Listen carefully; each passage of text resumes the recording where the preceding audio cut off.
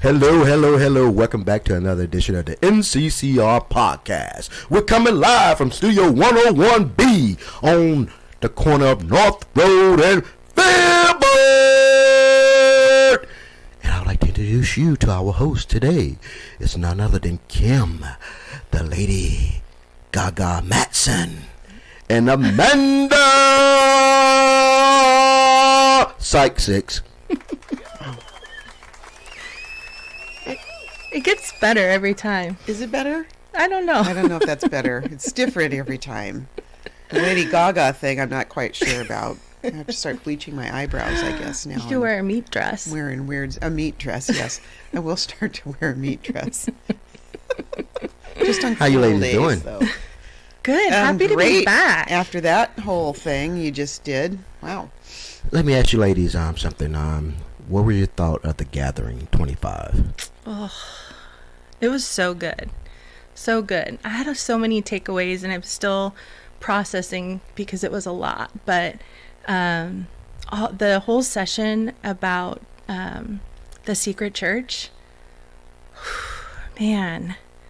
Yeah. That was just incredible. We only came Friday night, and we didn't really have an opportunity to watch all of it. So, but what we did see, I thought was really cool. Yeah. And inspiring. Yeah. I like, when the speakers are telling their stories, and it's so relatable. So many of them, it's just so honest and yeah. I felt like I heard cool. Wake up a lot. Yes. Wake up, wake up. Yeah. Yes. That was a good kick in the pants, right? It was great to see the church body on every continent, except for Antarctica. Mm-hmm. But on every continent, the fire and the desire that the saints have for Christ. And it is a wake-up call, and kind of like an indictment on us, the Western church, because this explosion of over 600 million Christians alone in Africa. Mm-hmm. Mm-hmm. Wow, that is something. Yeah. Well, and I think our Christianity and our ability to worship whenever, wherever, is lost on us. Mm-hmm. Because we're not being persecuted. We're not being, murdered because we're choosing to worship Christ, and that's happening all the time. Yeah. People are worshiping in secret places and can't share and the that church is gospel. Thriving and growing. Yeah. Yes. Right? Because they find a way. I was going to say they can't Yes. teach, preach the gospel in ways that we do. Yeah. But they still find a way. I know. Right? So that's inspiring. amazing. Yeah, it really yeah, is. I think we can and we just step outside by our comparison comfort zone. kind of look weak, like weak totally. sauce. We can do better. A lot better. Yeah. Well, Pastor Steve was coming out of 2 Peter again with some more truth bombs dropping on us, and so many truth bombs. Yeah, and the wolf and sheep. How do you tell the difference between a wolf and a sheep? And again, we've talked about this already, but if you're talking about the animal, very, very clear. They look nothing alike. Mm-hmm. They don't walk the same. Nothing about them is the same.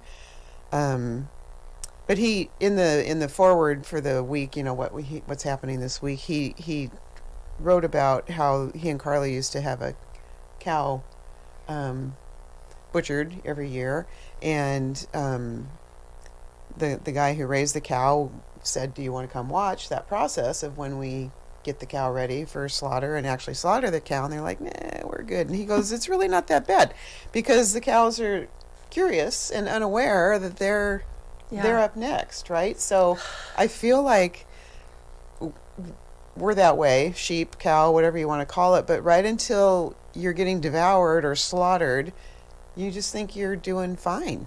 Mm-hmm. What's going on over there? I'm going to go see what that is, and maybe that's better than the thing I'm doing. Right. So, there's a lot of people there. They must be doing it, right? Right, yes. I see a lot of things. Yeah. I'm curious about a lot of stuff. I want to, maybe I want to do that. Right. Without examining what's truly happening, and then by the time you're in that line, it's a little too late. Oh gosh. It was that kind of graphic to me is just like, dang. It was a really good analogy, though. It really was, yeah. So in that is what a wolf will do, right? A human wolf will lure you in, draw you in, make it look like it's just something you're missing out on, and next thing you know, you're in the clutches. So Yeah. Great analogy. Yeah, really great analogy. In 2 Peter 2:10 through 16, just to kind of highlight, that whole chapter clearly goes over. It almost just lists out, and it's pretty graphic, like twisted sexual desires, despise authority, proud, arrogant, scoff at supernatural beings. Their destruction is their reward for the harm they have done. Yeah. They love to indulge in evil pleasures in broad daylight. They are disgrace and a stain among you. They delight in deception. They commit adultery with their eyes. Their desire for sin is never satisfied. I mean, it goes on and on. Yeah, so it's pretty reading clear. That, you'd think I could spot a wolf in about 2 seconds. Right? Reading that, knowing that, having that in your head, that those are the things I should be looking for if I'm on a wolf, guarding myself from a wolf. Yeah. But they're also very charismatic, and they're good at lying, and they have the ability to lure people in, and luring unstable people, luring lonely people, people that are vulnerable people. Exactly. And then you'd think by comparison, a sheep would be also easy to spot. But I think because one would hope. I think so too. But because unselfish, humble, considerate of others, serving others, loving, caring. But I think even sheep don't. If we were as bold in those characteristics as the wolf is in theirs, we might be able. We could be more approachable. We could be more. People might be drawn in a different way, a better way. Right. But you can tell, too, the by someone's character. So you don't have to be a super overt sheep, but the fruit of how you live your life will be shown, and that's a good way to live your life and get that out there if you are a little less outgoing as a sheep. Yeah. Kim, as you was talking about that, you and Amanda, you were talking about the wolves and the sheep and stuff. Stephanie and I went on this rabbit hole, on YouTube rabbit hole, of all these fallen ministries, and all of them had these things: the desire for fame, the desire for money, pleasure, because all of them, every last one of them had sex, fame, finance, all involved in it, Yeah. Wow. Yeah.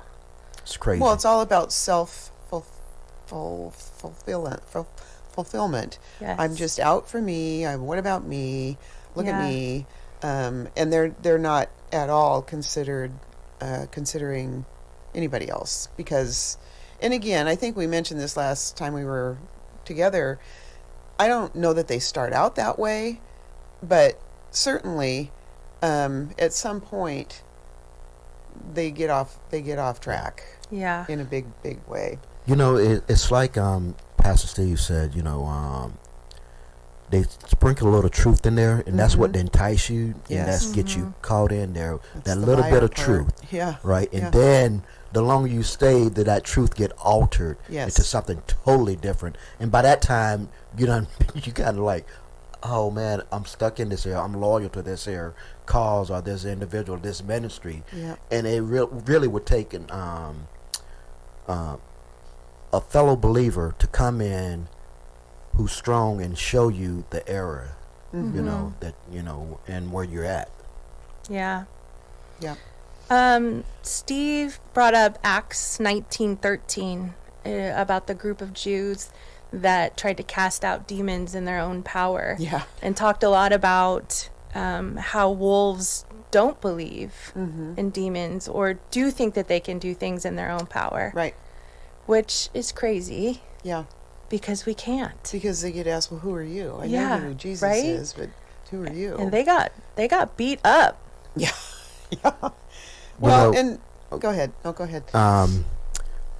have you guys ever witnessed anything like that? No. Not a no. Okay, I share one of our experience. Growing up in the South, it's not just pertaining to the South. Please don't get, but I'm just talking about our experience. The supernatural stuff, the occultish stuff, I'm very well aware of. And when I was stationed in Alaska, this lady, everywhere she went, she brought destruction.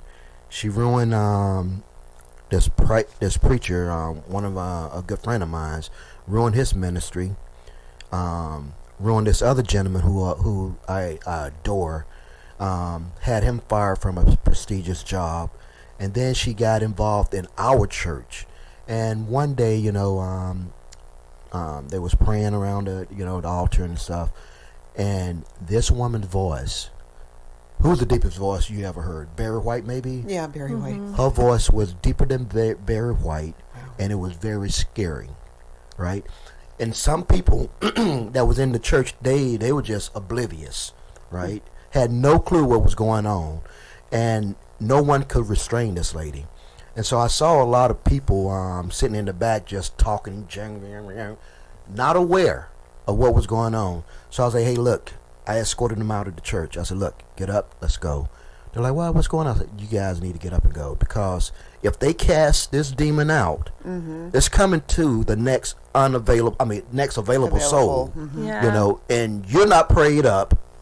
You're not, in the spiritual mindset. Yeah, you're sharing recipes in the back of the church. Exactly. So it's a wake-up call, because contrary to what you see on Hollywood, this stuff is real. And like you were saying, if you believe in angels, you better believe in these demons too, because you can't have one without the other. Exactly. There's no Exactly. that yin and yang thing where they fit perfectly together, and they look completely different in their, not their shape but their color.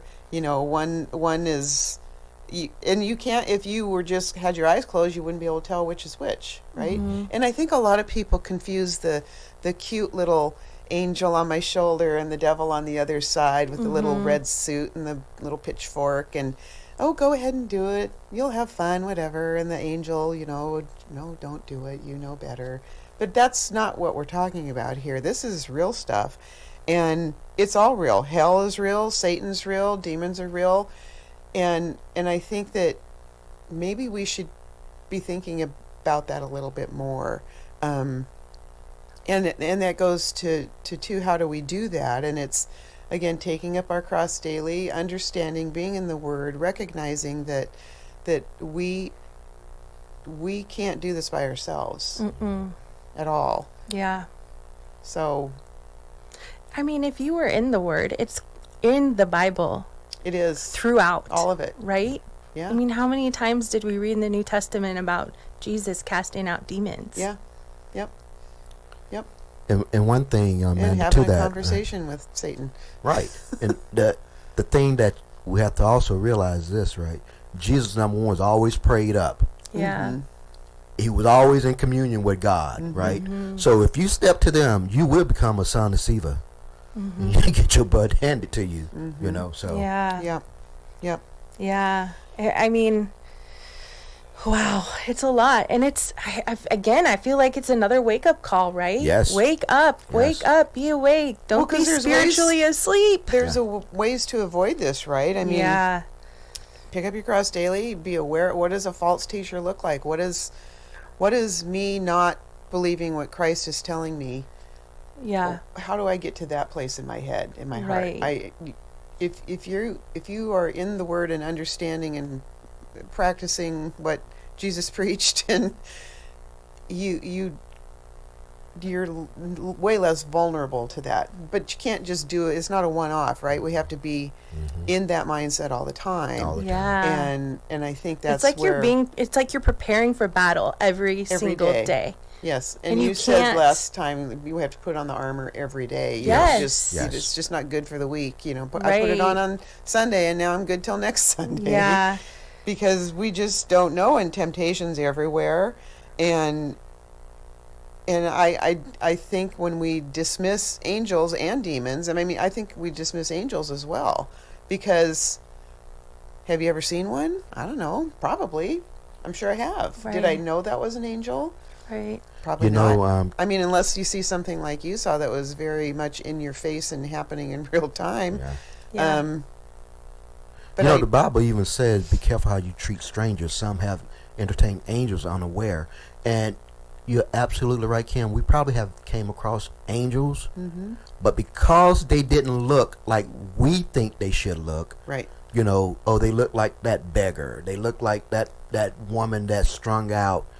You Yes. don't know that individual Right. until you actually start talking to them Right. and get to know them. One of my friends, she said, I had to repent, Smita, I had to repent. She's like, I saw this guy, and he kept looking at me, you know, and, you know, I'm grabbing my mace and everything because he looked sketchy. And finally, he came up and we had a conversation. And that dude knew more scripture than I could ever fathom that he would know. And she like, I just felt so bad. I felt horrible. Here I am calling myself a Christian, Right. and I'm judging this man, and this man was living Bible. He walked everywhere he went. You know, he's like, I want to be in the mindset of Christ. Christ walked everywhere he went, and he preached the gospel. He said, so I walk everywhere I go across America, and whoever will listen to me, I preach to them. That's amazing. Wow. Wake up call? Yeah. Yeah. Yes. Dang. Yep. That's so good. I think practically we need to be remembering that we are called to live a life that's pleasing to God. And we need to be constantly striving Yes. to align our thoughts and actions with His will. Yep. To surround ourselves in community, to be held accountable, to be encouraged, to be also, you know, encouraged in the truth. Because it, like you said, I mean, we need strong people to come in and direct us back if we've strayed. Yeah. Yeah. Well, and I kind of wanted to kind of maybe wrap up with this question, you know. Man, this is so good. I know. I know. What do you think when people say, that's just how God made me? Ugh, I I mean, hate that. If I'm honest, I see it as an excuse. yeah. I mean, I think it can give people a license, if you will, to then just choose behavior that's self-pleasing. Right. I mean, God clearly did make us in His image, but when it's used to redirect our purpose, I think that's a bad place to be. Right. I mean, I get it when people say it. I understand. I think what they're trying to say, on some level, but it's a little cringy. It's very cringy. But I think that too comes from maybe a person who's new in their Christian walk or doesn't understand and follow Christ. I think, or is new at that, I guess. But maybe a believer but not a follower, right? Because I think I probably have said that in my lifetime. Oh, for sure. We all have. And I think that when you know better, you do better. Right? Yeah. So, and like we said, we're called to pick up our cross daily. And we're dying to ourselves. Yeah. Something's dying. Yeah. And we've all made those excuses. Yeah. Yeah, I mean, everything we've ever talked about, been there, done that. Yeah. On some level in my life. And again, the reason I can carry on is because I know that Christ forgives me. Yes. And that is the lifesaver. Thank you, Jesus. Yes. Yes. Yeah. So I don't know. Maybe I'll leave you guys with that question. Or That's a good one. Yeah. That's a good one. Well, this was one I thought too. It's not necessarily great for this, but do you or are you good at thinking before you speak?